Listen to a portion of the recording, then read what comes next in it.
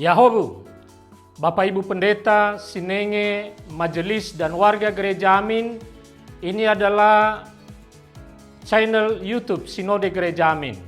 Karena itu, bagi yang mencintai Gereja Amin, tontonlah, subscribe, like, dan bagikan.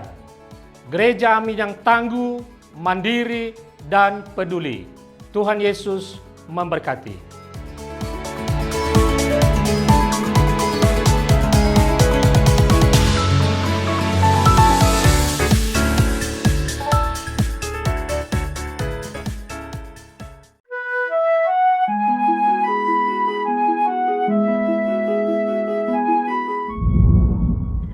Shalom sahabat TKB, senang dapat menjumpai saudara dalam wasiat kekal melalui sebuah renungan firman Tuhan yang memandu kehidupan kita. Saya Pendeta Marcelo Ananda Odang dari GKI Layur, Jakarta Timur. Senang berjumpa dengan saudara semua. Renungan kita tanggal 16 Agustus ini berjudul Menyambut Kehadiran Tuhan dengan Sukacita, yang didasarkan pada 1 Samuel pasal 6 ayat 1 sampai 16. Untuk menikmati renungan ini, mari kita berdoa. Ya Tuhan yang baik, atas perjumpaan yang indah ini, kami mengucap syukur. Di dalam setiap kesempatan, Engkau boleh mengumpulkan kami, anak-anak-Mu, untuk kembali merenungkan firman Tuhan.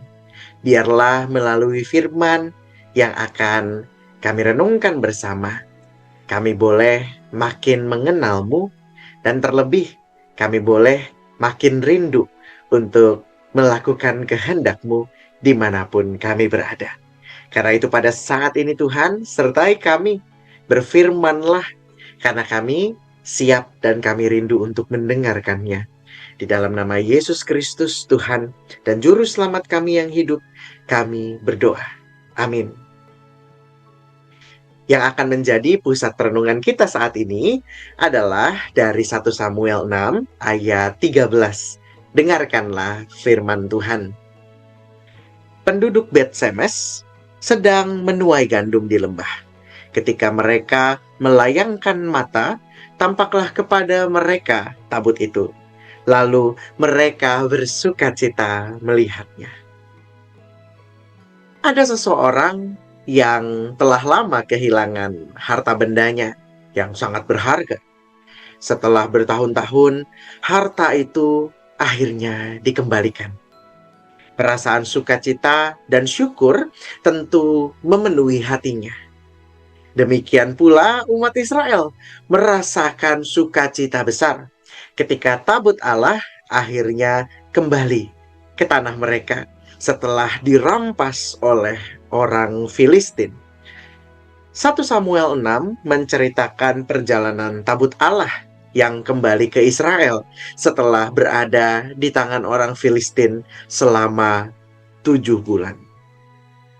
Dalam ayat 13-14, tabut tersebut sampai di Bet-Semes, dan orang Israel yang sedang menuai gandum sangat bersukacita melihatnya.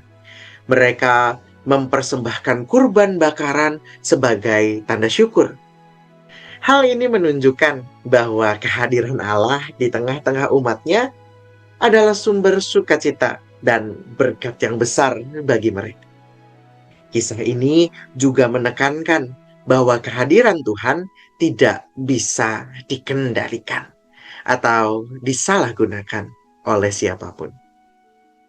Kembalinya tabut Allah menjadi lambang pemulihan dan kasih setia Tuhan terhadap umatnya.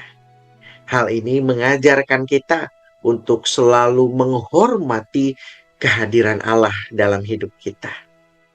Kehadirannya tidak hanya menjadi sumber perlindungan, tetapi juga sukacita yang sejati. Kisah ini mengajak kita untuk bersyukur atas kesempatan mendekat kepada Tuhan dan menempatkan Dia sebagai pusat dalam hidup kita. Sama seperti umat Israel yang bersukacita, kita pun diajak untuk menyambut hadiratnya dengan hati yang bersyukur. Mari kita berdoa. Ya Allah yang begitu mengasihi kami, teruslah ingatkan kami semua, agar di dalam setiap momen kehidupan, di dalam setiap langkah yang kami ambil, kami senantiasa mengingat-Mu, kami senantiasa menyambut-Mu, dan senantiasa bersukacita atas kehadiran-Mu. Teruslah nyatakan kehendak-Mu di kehidupan kami, dan beri kami kepekaan, agar kami selalu mengenal-Mu, selalu merindukan jalan-jalan-Mu.